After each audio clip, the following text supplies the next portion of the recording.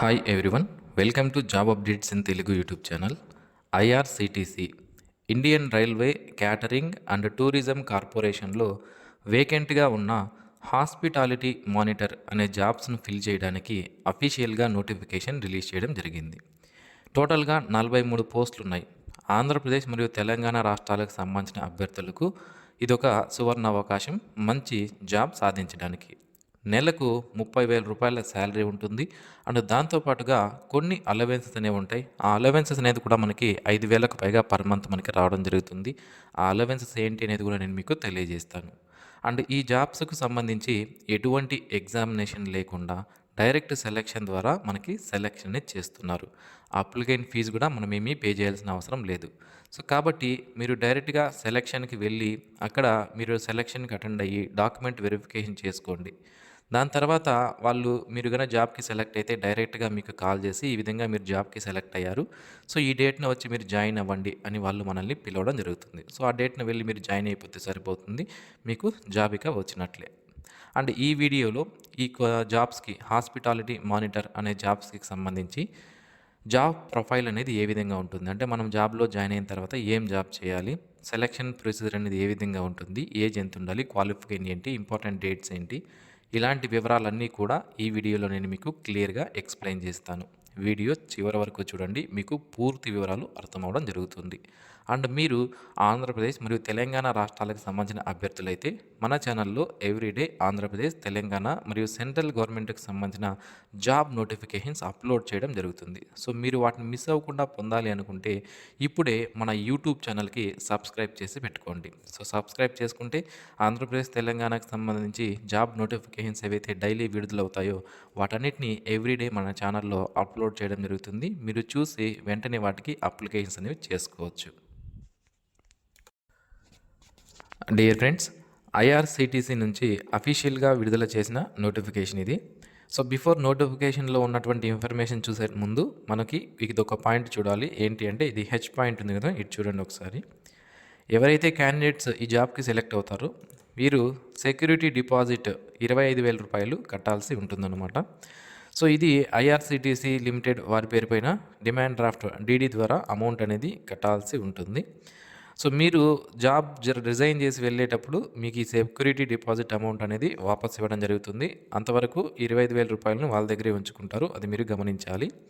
And ఇక్కడ మనం ఈ జాబ్కి అప్లై చేసే దానికి కంప్యూటర్ నాలెడ్జ్, ఎంఎస్ ఆఫీస్ ఏవైతే ఉన్నాయో, ఎక్సెల్, పవర్ పాయింట్ ఏవైతే ఉన్నాయో, వర్డ్, వీటిపైన మనకి బేసిక్ నాలెడ్జ్ ఉండాలి అని అడగడం జరిగింది. ఇది డిజైరబుల్గానే ఇచ్చారు, ఏం తప్పనిసరిగా ఏం రావాల్సిన అవసరం లేదు. సో మీకు వచ్చుంటే కొద్దిగా బెనిఫిట్ అవుతుంది అని మనకి ఇక్కడ ఇవ్వడం జరిగింది. సో సెలెక్షన్ అనేది మనకి 4 చోట్ల జరుగుతుంది. ఆ 4 చోట్లలో ఏదో ఒక చోట మాత్రమే మీరు అటెండ్ అవ్వాలి అని మనకి ఇక్కడ క్లియర్గా మెన్షన్ చేశారు.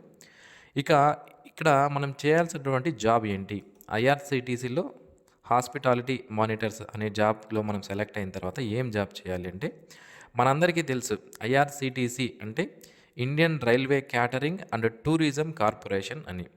సో ఇందులో మెయిన్గా రైల్వేకి ఐఆర్సిటిసి వాళ్ళు ఫుడ్ సర్వ్ చేస్తుంటారు అండ్ టూరిజం దగ్గర వీళ్ళు హెల్ప్ చేస్తుంటారు అన్నమాట. సో ఇక్కడే మీరు వర్క్ చేయాల్సి ఉంటుంది. సో మీరు హాస్పిటాలిటీ మానిటర్ అనే జాబ్ ఇస్తారు కాబట్టి సో మీరు అక్కడ సూపర్వైజర్గా వర్క్ చేయాల్సి ఉంటుంది. క్యాటరింగ్ యూనిట్స్ ఏవైతే ఉంటాయో అక్కడ క్వాలిటీ చెక్ చేయడం, ప్రొడక్షన్ ఏ విధంగా జరుగుతుంది, ఫుడ్ ప్రొడక్షన్ అనేది సరిగ్గా జరుగుతుందా లేదా, క్వాలిటీ బాగుందా లేదా, అండ్ సర్వీసెస్ అనేది ఏ విధంగా అందిస్తున్నారు, ఇలాంటివన్నీ కూడా మీరు చెక్ చేయాల్సి ఉంటుందన్నమాట. సో మీరు సూపర్వైజర్గా ఉండి మీకు కొంతమంది స్టాఫ్ని మీ కింద అలాట్ చేస్తారు, వాళ్ళందరినీ కూడా మీరు కంట్రోల్ చేసుకోవాల్సి ఉంటుంది.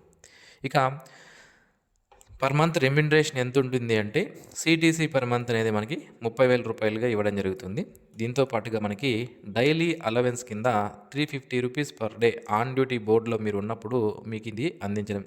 మీరు ఒకవేళ ట్రైన్లో వర్క్ చేయాల్సి వస్తే మీకు పర్ డేకి 350 రూపాయలు ఆన్ బోర్డు డైలీ అలవెన్స్ కింద మీకు ఇవ్వడం జరుగుతుందన్నమాట.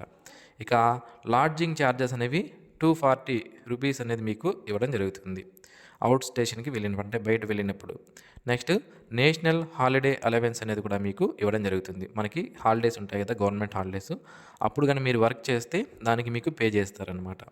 నెక్స్ట్ మెడికల్ ఇన్సూరెన్స్ అనేది మీకు ఇవ్వడం జరుగుతుంది. సో ఈ విధంగా మనకి రెమ్యునరేషన్ అండ్ శాలరీస్ ఉంటాయి. మీరు ఈ జాబ్కి అప్లికేషన్ చేసుకోవాలంటే తప్పనిసరిగా మీరు ఫిజికల్గా, మెడికల్గా ఫిట్గా ఉండాలి అని మనకి ఇక్కడ క్లియర్గా మెన్షన్ చేశారు. ఇక సెలక్షన్ ప్రొసీజర్ అనేది ఏ విధంగా ఉంటుంది అంటే, మొదట మనం అప్లికేషన్ అనేది ఇవ్వడం జరిగింది. వీళ్ళు దాన్ని ఫిలప్ చేసుకోండి. ఫిలప్ చేసుకొని వీళ్ళు కొన్ని అడ్రస్లు అనేది ఇచ్చారు. ఆ అడ్రస్లో మనం వాల్కనీ ఇంటర్వ్యూకి అటెండ్ అవ్వాల్సి ఉంటుంది. అది కూడా నేను మీకు డీటెయిల్గా చెప్తాను. సో ఇక్కడ టోటల్గా మనకి 43 హాస్పిటాలిటీ మానిటర్స్ అనే జాబ్స్ అనేవి ఉన్నాయి. ఇందులో రిజర్వేషన్ వైజ్గా వేకెన్సీస్ అనేది డివైడ్ చేయడం జరుగుతుంది. ఎస్సీ వాళ్ళకి 15%, ఎస్టీ కేటగిరీ వాళ్ళకి 7.5%, non creamy layer 7%, person with disability వాళ్ళకి 4%, economical weaker section 10%, ex service మెన్కి 10% జాబ్స్ అనేవి ఇక్కడ ఇవ్వడం జరుగుతుంది. వాల్కన్ ఇంటర్వ్యూ సెలక్షన్ ద్వారా మనకి సెలక్షన్ చేస్తారు. 30 శాలరీకి సంబంధించి ఆల్రెడీ చూసాం. ఇక క్వాలిఫికేషన్ విషయానికి వస్తే ఫుల్ టైం బీఎస్సీ ఎవరైతే హాస్పిటాలిటీ అండ్ హోటల్ అడ్మినిస్ట్రేషన్ అనేటువంటి కోర్సు కంప్లీట్ చేసి ఉంటారో వాళ్ళు దీనికి అప్లికేషన్ చేసుకోవచ్చు. లేదా బీబీఏ లేదా ఎంబీఏ culinary ఆర్ట్స్ నుంచి ఎవరైతే కంప్లీట్ చేసి ఉంటారో వాళ్ళు దీనికి అప్లికేషన్ చేసుకోవచ్చు. Next BSc hotel management and catering science నుంచి ఎవరైతే కంప్లీట్ చేసి ఉంటారో వీళ్ళు కూడా అప్లై చేసుకునే అవకాశం అయితే ఉంటుంది. లేదా MBA tourism and hotel management చేసిన వాళ్ళు దీనికి అప్లికేషన్ చేసుకోవచ్చు. ఈ 4 రకాల క్వాలిఫికేషన్స్ ఉన్నటువంటి అభ్యర్థులు ఏదో ఒక క్వాలిఫికేషన్ ఉంటే సరిపోతుంది. 4 ఉండాల్సిన అవసరం లేదు. ఏదో ఒక క్వాలిఫికేషన్ ఉన్నటువంటి అభ్యర్థులు దీనికి అప్లికేషన్ చేసుకునే అవకాశం అయితే ఉంటుంది. ఇక ఫ్రెషర్స్ ఎవరైతే ఉన్నారో వాళ్ళు కూడా దీనికి ఓన్లీ ఫ్రెషర్స్ మాత్రమే అప్లై చేయాలి అంటున్నారు. సో ఇక్కడ మనకి క్లియర్గా ఇచ్చారు, freshers with relevant educational qualification will only be eligible to apply అని. ఓకే, సో ఫ్రెషర్స్ దీనికి అప్లికేషన్ చేసుకోవచ్చు. ఇక ఏజ్ లిమిట్ విషయానికి వస్తే 21/1/2026 నాటికి 27 సంవత్సరాల వరకు ఉన్నటువంటి అభ్యర్థులు దీనికి అప్లై చేసే అవకాశం అయితే ఉంటుంది. అండ్ ఎవరైతే ఎస్సీ ఎస్టీ అభ్యర్థులు, ఓబీసీ వాళ్ళు, person with disability, ex servicemen ఎవరైతే ఉన్నారో వీళ్ళకి ఏజ్ రిలాక్సేషన్ అనేది ఉంటుంది. ఎస్సీ ఎస్టీ వాళ్ళకైతే 5 సంవత్సరాలు అంటే 32 సంవత్సరాల వరకు ఉన్నటువంటి ఎస్సీ ఎస్టీ క్యాండిడేట్స్, 30 సంవత్సరాల వరకు ఉన్నటువంటి ఓబీసీ క్యాండిడేట్స్ దీనికి అప్లికేషన్ చేసుకోవచ్చు.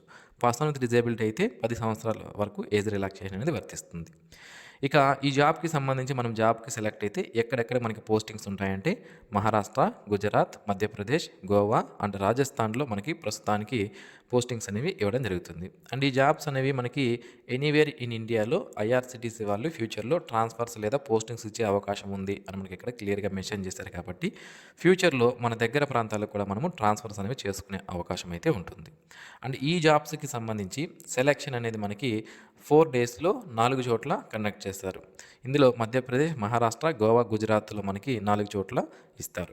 అయితే మీరు మధ్యప్రదేశ్కి సంబంధించి అటెండ్ అవ్వాలనుకుంటే 17 ఫిబ్రవరి 2026 తేదీన, అలాగే మహారాష్ట్ర అయితే 24 ఫిబ్రవరి 2026 తేదీన, అలాగే గోవాలో అటెండ్ అవ్వాలంటే 27/2/2026, గుజరాత్లో అటెండ్ అవ్వాలంటే 5/3/2026 తేదీన వాల్కన్ ఇంటర్వ్యూస్కి అటెండ్ అవ్వాల్సి ఉంటుందన్నమాట. సో ఈ అప్లికెంట్ ఫామ్ వాళ్ళే ప్రొవైడ్ చేశారు. దీన్ని మీరు డౌన్లోడ్ చేసుకొని ప్రింట్ తీసుకొని ఈ బేసిక్ ఇన్ఫర్మేషన్ ఏదైతే ఉందో దీన్ని ఫిలప్ చేసి పెట్టుకోండి. సో ఫిలప్ చేసుకున్న తర్వాత దీంతో పాటుగా రెస్పెక్టివ్ డాక్యుమెంట్స్ ఏవైతే మీ జిరాక్స్ కాపీస్ ఏవైతే ఉన్నాయో వాటిని అటాచ్ చేసుకొని రీసెంట్ పాస్పోర్ట్ సైజ్ ఫోటోలు తీసుకొని మీరు ఇక్కడ ఇచ్చారు మనకి సెలెక్షన్ అనేది ఏ విధంగా ఉంటుంది అని. అంటే మనం అప్లికెంట్ ఫామ్ ఫిలప్ చేసుకోవాలి. దాన్ని మనము ఇంటర్వ్యూకి వెళ్ళినప్పుడు అక్కడ ఒరిజినల్ డాక్యుమెంట్స్తో పాటుగా మన అప్లికెంట్ ఫామ్ అనేది వాళ్ళకి సబ్మిట్ చేయాల్సి ఉంటుంది. అలాంగ్ విత్ జిరాక్స్ కాపీస్ కూడా తీసుకొని వెళ్ళండి. ఓకే, సో ఇది ఫ్రెండ్స్ ఈ నోటిఫికేషన్ సంబంధించినటువంటి పూర్తి వివరాలు. మరిన్ని ఇలాంటి డైలీ జాబ్ అప్డేట్స్ మిస్ అవ్వకుండా పొందడానికి మన జాబ్ అప్డేట్స్ తెలుగు యూట్యూబ్ ఛానల్కి సబ్స్క్రైబ్ చేసుకోండి. Thanks for watching this video. Have a nice day friends.